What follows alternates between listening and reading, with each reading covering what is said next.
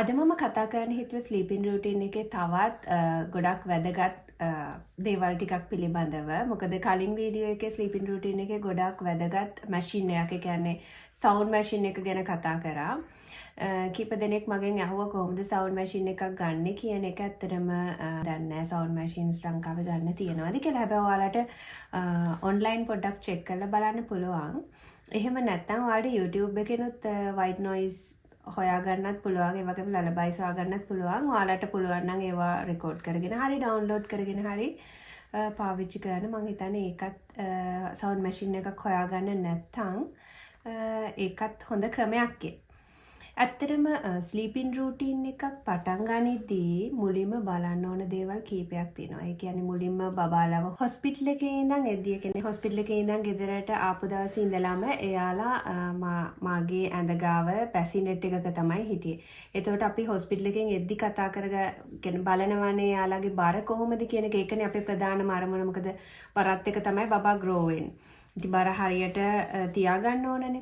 ඉතින් මම හැමදාම, ඒ කියන්නේ අපි කොහොමත් පළවෙනි මාස 3ේදී හැම පැය 3කටම වතාවක් එයාලට ෆීඩ් කරන්න ඕන. ඉතින් ඒ හැම පැය 3කටම වතාවක් ෆීඩ් කරනට අමතරව ඩේ ටයිම් එකේදී මම බ්‍රෙස්ට් ෆීඩින් කරා. ඊට අමතරව සාමාන්‍යයෙන් වතාවන් 2ක් හෝ 3ක් එක්ස්ප්‍රෙස් කරලා බෝටල් ෆීඩින් කරා. ඒ කියන්නේ බෝතල් වලින් දුන්නා. මොකද එතකොට මට බලා ගන්න පුළුවන් එයාලට කොච්චර ප්‍රමාණයක් එයාලා බොනවද කියන එක, එයාලගේ බඩ පිරෙන්න බොනවද කියන එක මට බලා ගන්න පුළුවන්.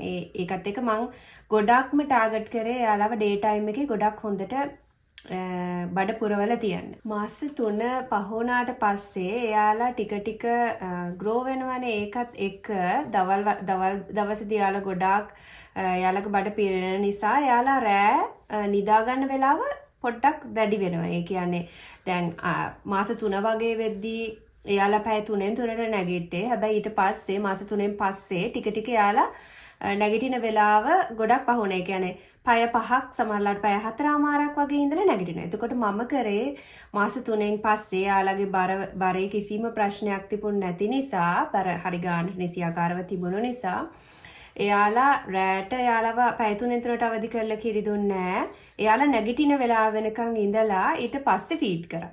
ඒ කියන්නේ සමහර දවසට පැය 5ක් වගේ යාළ එක දිගට ඒ දීර්ඝ නිින්ද යාළට ලැබෙනවා. ඊට පස්සේ නැගිටින වෙලාවට මම ෆීඩ් කරා. බබාලට මාස 6 වුණාට පස්සේ අපිට මිඩ්වයිෆ් ඇඩ්වයිස් කරනවානේ යාළට ඝන ආහාර දෙන්න පටන් ගන්න කියලා. ඉතින් මම මේ කියන්නේ මාස 6 පැන්නට පස්සේ අපි යාළට කෑම දෙන්න පුරුදු කළා. ඊට පස්සේ උදේ දවල් රෑ කියන මීල් 3ම දෙන කාලෙදී මාස 6මාර මට මතක විතර 7 වගේ වෙදී, ඒ කියන්නේ උදේ කෑම, දවල් කෑම, රෑ කෑම අතර තුර තියෙන ස්නැක්ස් අපි දෙනවනේ.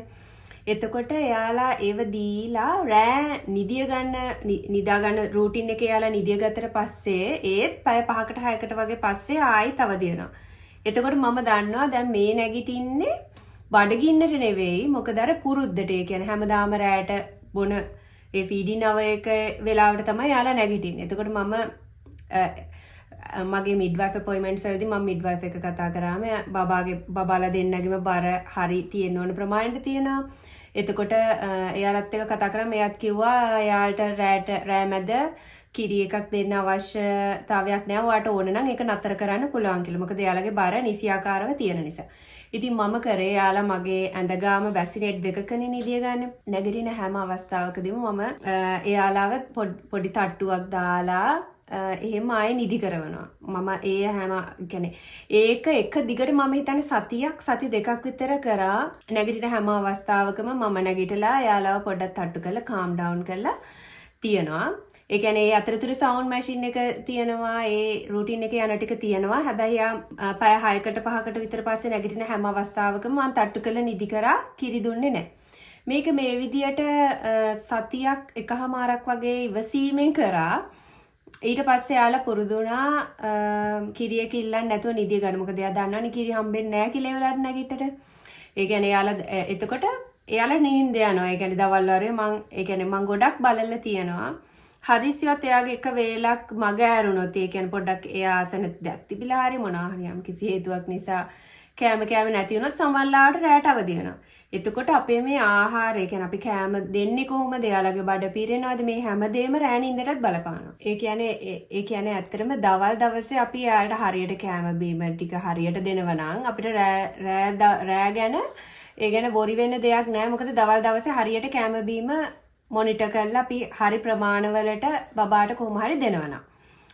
එතකොට ඒ වගේම මේක ගොඩක් ආගියු කරන දෙයක්. කියන්නේ ගොඩක් අය මේක ආගියුමන්ට් එකකට එන්න පුළුවන් දෙයක්. ඇත්තටම රෑ මැද්ද දෙන කිරි එක නතර කරනවා කියන එක. නමුත් මම මේ හැමදේම මගේ මිඩ්වයිෆ් එක කතා කරලා මගේ හිතුමතේට කරපු දේවල් නෙවෙයි. හැම මිඩ්වයිෆ් අපොයින්ට්මන්ට් එකකටම ගිහින් එයාලගෙන් ඇඩ්වයිස් අරගෙන තමයි මං හැමදේම මගේ බබාලා දෙන්නට කරේ. එතනදී සාමාන්‍යයෙන් මාස 10 අපොයින්ට්මන්ට් එකට වගේ ගියාම අනිවාර්යෙන් මිඩ්වයිෆ් කියනවා බබාට රෑමැද කිරි දෙනවා නම් ඒව නතර කරන්න කියලා. මොකද ඒක ප්‍රධානම හේතුව එකක් බබා ඒක හුරු වෙනවා. බබා හැමදාම රෑමැද නැගිටින්න හුරු වෙනවා එකක්. අනිත් එක තමයි බබාගේ දත්වලට ඒක හොඳ නැහැ. එතකොට ගොඩාක් එයාලා කියන්නේ අල්ටර්නේටිව් ඔප්ෂන් එකක් විදියට බබා රෑමැද නැගිටිනවා නම් කිරි බොන එක නතර කරගන්න. එයා බොන සිපි කප් එක හරි එයාගේ කිරි දාලා දෙන බෝතලේ හරි ඒකට වතුර දාලා එයාට දෙන්න. මොකද එයාලා ඒ කිරි බොන එකෙන් රෑමැද කිරි බොන එකේ පුරුද්ද නතර කරගන්න ඕන නිසා. මොකද ඒක එයාලගේ දත්වලට අනිවාර්යයෙන්ම බලපානවා කියලා තමයි අපිට කියලා තියෙන්නේ. ඒ කියන්නේ අපි දැන් බබාට ඒක දැම්ම හුරු කරගත්තේ නැති වුණොත් එයා අවුරුදු 2ද අවුරුදු 3ද ඒ කාලේ වෙනකනුත් ඒ පුරුද්දට නැගිටලා කිරි බොන්න එයාලා පුරුදු වෙනවා. ඉතින් ඒකෙන් එයාලට සුව නිින්දක් රැට ලැබෙන්නේත් නැහැ. ඒ වගේම අම්මටත් නිින්ද වගේම එයාගේ මානසිකවත් ඒක යම්කිසි ආකාරයකින් බලපෑමක් වෙනවා. ඒ නිසා ඒක ඔයාලා කැමති නම් ඔයාලට පුළුවන් ඒක මේ කාලෙදී ඒක හිමිට නතර කරන. බබාගේ බර හරියට තියෙනවා නම් ඒ වගේම බබාට නිසි පෝෂ්‍යදායී ආහාර වේල දවල්ට ලැබෙනවා. මාස 7මාර වගේ 7-8කට වගේ ලඟ වෙද්දී ඒ වෙනකනුත් එයාලා බැසිනෙට් එකේ මාත් එක්ක මගේ ළඟ හිටියේ. ඊට පස්සේ එයාලා ওই විදියට මම පුරුදු කරගත්තට පස්සේ රායක දිගට නිදිය ගන්න පුරුදු වුණාට පස්සේ මම ඒ දෙන්නව සෙපරේට් රූම් එකකට දැම්මා. වෙනම සෙපරේට් කොට් දෙකක් එක්ක එයාලගේ රූම් එකේ එයාලට ඒ විදියට ලස්සනට හදලා හැමදේම තියලා එතකොට කැමරා එකක් සෙට් අප් කරලා ආරක්ෂිත විදියට එයාලගේ කාමරයකට එයාලව මාරු කරා. එයාලා දෙන්න ඒක ඊට පස්සේ නිදිය ගන්න පුරුදු වුණා. එයාලා හරි සතුටින් ඒ කියන්නේ දැන් මම මේ කියන්නේ දැන් අවුරුදු 1මාරකට වැඩි දෙන්නට මාස 20ක් වෙන්නේ. එතකොට ඒ දෙන්නට මම නිදි කරලා ඉවර වෙලා මම දැන් එයාලට තේරෙනවනේ මම යනවා good night පුතා එහෙම කියලා කිස් එකක් දීලා හග් කරලා බයි කියලා යද්දි ඒ දෙන්න මට බයි කියලා එයාලා දෙන්න තනියම නිදිය ගන්නවා. මොකද එයාලා ඒක පුංචි කාලේ ඉඳන් පුරුදු වෙන නිසා. ඒකෙන් එයාලට කිසිම මානසික වශයෙන්වත් කිසිම හානියක් වෙන්නේ නැහැ. ඒ වගේ මේක මටත් අනිත් දේවල් මගේ අනිත් දරුවගේ වැඩ කරගන්න අනිත් හැම දෙයකටම මට ගොඩාක් ඒක ලේසි. පුතාලා දෙන්නව කොට් එකකින් බෙඩ් එකට මාරු කරන කාලේ වෙද්දී එයාලව ආයිමත් අපේ රූම් එකට ගන්නවා. මොකද දුවට අපි මේ දේවල් මුකුත් කරේ නැහැ. ඉතින් එයා නැගිටින හැම වතාවකම කකුල් දෙකේ තියලා නලවල නිදි කරේ. රෑ 1ද 2ද සමහරවිට පැය 3ක් නිදියගෙන නැගිටිනවා. ආයි ඒ වගේ හරිම අමාරුවෙන් ඒ කාර්ය ගත කරේ. දැන් එයා ලොකු නිසා එයා නිදිය ගන්නවා. ඉතින් අපිත් එක්ක ඉන්නේ. වගේම පුතාලා දෙන්නත් බෙඩ් එකට මාරු කරද්දී ඒ කියන්නේ අවුරුදු 2මාර 3 වගේ වෙදී එයාලගේ ඇඳකට නිදිය ගන්න එනවනේ. එතකොට එයාලා අපේ කාමරයට ගන්නවා. මොකද එතකොට එයාලා තනියම නිදිය ගන්න පුරුදු වෙලා ඒ දේවල් එක එයාටත් හොඳ සුව නිින්දක් ලැබෙනවා. දැන් මම කියන්නම් මගේ ස්ලීපින් රූටින් එකේ ස්ටෙප් බයි ස්ටෙප් මම මොනවද කරේ කියලා. මේක ඇත්තටම ලංකාවේ කරන එකත් එක්ක බලද්දි හාත්පසින්ම වෙනස් දෙයක්. එයාලව නිදා ගන්න ටයිම් එක ලඟ වුණාට පස්සේ කියන්නේ එයාලා හැමදාම හවස 6ට නිදි කරනවා. ඒක තමයි මොන දේ තිබුණත් මම ඒ වෙලාව ඒ ෆික්ස් ටයිම් එක 6ට එයාලා නිදිය ගන්නවා. එතකොට කරන්නේ එයාලට වොෂ් දානවා කියන්නේ මම එයාලව නාවන්නේ රෑට. ඇත්තට මේක මාරම ප්‍රශ්නයක් වුණා. ඒ කියන්නේ මගේ අම්මට වුණාත් එයාත් මුලින් කැමති වුණේ නැහැ රෑට බබාලව නාවන්න. නමුත් අම්මටත් පැහැදිලි කරලා දීලා ඒක මම කරන්න පටන් ගත්තට පස්සේ ඇත්තටම එයාලත් ඒකට කැමති වුණා. ඒක ඇත්තටම ඒකෙන් ලොකු එයාලගේ නිින්දට ගොඩක් බලපානවා කියලා තේරුම් ගත්තට පස්සේ. ඉතින් එයාලව ඒ වෙලාවේදී මම නාවනවා නැත්නම් ඇඟ සෝදවනවා අනිවාර්යෙන්. එතකොට නාවල ඉවර වෙලා තමයි යාළගේ රෑ කෑම එක දෙන්නේ. එතකොට රෑ කෑම එක දෙන වයසේ බබෙක් නෙවෙයි නම් එයාට රෑ නිදා ගන්න කලින් දෙන කිරි එක දෙනවා.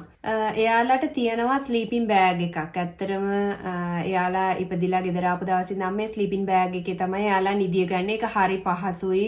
හරිම එයාලට හරි කම්ෆර්ට් එකක් තියෙනවා. නිකන් අපි බ්ලැන්කට් එකක් ඇඳගෙන ඉන්නවා වගේ තමයි. ඒක මුලින්ම පටන් ගන්න ඉතින් මම බැසිනෙට් එකේ ඉන්නේ. එතකොට එයාලා ස්ලීපින් බෑග් එක අඳවලා එයාලව බැසිනෙට් එකේ තියලා සවුන්ඩ් මැෂින් එක ඕන් කරලා සේරම මුළු කාමරෙම කළුවර කරනවා. ඒ කියන්නේ තියෙන බ්ලයින්ඩ්ස් ඒව සේරම වහලා පොඩි වෝම් ලයිට් එකක් දාලා තියෙනවා. මොකද එතකොට එයා දන්නවා දැන් මේ රෑ වෙලා තියෙන්නේ දැන් තමයි මම නිදිය ගන්න වෙලාව කියලා. ඊට පස්සේ සවුන්ඩ් මැෂින් එකත් ඕන් කරලා මුල් දවස්වල නම් අර එක සැරේට මෙයාලට නිින්ද යන්නේ නැහැ. ඒතකොට පොඩ්ඩක් වඩාගෙන නලවන ඒ දේවල් නෙවෙයි. එයා පොඩ්ඩක් තට්ටු කරනවා නැත්තම් මෙහෙම උඩට වඩාගෙන පොඩ්ඩක් මෙහෙම තට්ටු කරනවා. ඒ වගේ දේවල් කළා. හැබැයි නිින්ද ගියාට පස්සේ නෙවෙයි බැසිනෙට් එකේ තියන්නේ. ඒ කියන්නේ එයාට නිදිබර ගතිය ආවට පස්සේ එයාලා තියෙනවා. මොකද එතකොට එයාලා පුරුදු වෙනවා තනියම කාම් ඩවුන් වෙලා නිදියන. නැත්තම් එයාලා රෑමැද නැගිට්ටම ටික කාලයක් ගියාම රෑමැද නැගිට්ටම එයාලට තේරෙන්නේ ආයි back to sleep වෙන්න. ඉතින් එතකොට එයාලා කෑ ගහනවා, දඟලනවා, එයාලටත් අමාරුයි. ඒ දේවල් වෙනවා. ඒ නිසා හැම වෙලාවෙම ඒ කියන්නේ අපේ midwife-ලත් ඇඩ්වයිස් කරලා තියෙන්නේ එහෙම. ඒ කියන්නේ නිදි කරද්දී එයාලට calm down කරලා එයාලට නිදිමත ගතිය ආවට පස්සේ නිින්ද යන්න ඕන්න මෙන්න වගේ තත්ත්වයේදී එයාලව තියන්න ඕන බැසිනෙට් එකේ. එතකොට එයාලා හිමීට හැම එයාලට නිින්ද යනවා. ඉතින් සවුන්ඩ් මැෂින් එකත් ඔන් කරලා ස්ලීපින් බෑග් එකේ දාලා තිව්වට පස්සේ එයාලා එහෙම නිදිය ගන්න පුරුදු වුණා. ඒක එදා ඉඳන් අදටත් එහෙමයි. ඒ කියන්නේ දැන් නම් එයාලව ඒ කියන්නේ එහෙම තට්ටු කරලා මේ මොනවත් කරන්න ඕනේ නැහැ. නාවලා කෑම එක කවල ඉවර වෙලා නැත්තම් කෑම එක දීලා ඊට පස්සේ බ්‍රෂ් කරලා ඒ ටික කරලා ස්ටෝරි බුක් එකක් කියවලා එයාලව කොට් එකේ තියුවට පස්සේ තියලා බායි කිව්වට පස්සේ දෙන්න ඇත්තටම අපිටත් බායි කියනවා කියලා චුට්ට වෙලාවක් ගියාම එයාලම නිදි ගන්නවා. හදිස්සියකවත් කලාතුරකදී නැගිට්ටොත් එයාලා ආයි තනියම නිදා ගන්නවා. ඉතින් ඒක පුරුදු වෙන්න මුලින් ඉඳන්ම අපි ඒ රූටින් එකේ ආපු නිසා ඉතින් මං හිතනවා මේකෙන් යම්කිසි දෙයක් ඔයාලට ගන්න පුළුවන් වෙයි. ඉතින් ඔයාලා try කරලා බලන්න. මේ කියන්නේ මගේ අත්දැකීම. මේක මට වැඩ කරා. මං දැනටත් ඒ ගැන හැමදාම මම සතුටු වෙනවා. ඉතින් ඔයාලත් මොනවා හරි මේ කියන්නේ බබාලා නිසා හරිම අමාරුවෙන් එයාලව නිදි කරගන්න බැලුව එහෙම ඉන්නවනම් මේකේ කියපු දේවල් වලින් යම්කිසි දෙයක් අරගෙන උත්සාහ කරලා බලන්න රූටින් එකට පුරුදු කරගන්න. එහෙනම් ඔයාලා හැමෝටම සුබ දවසක්.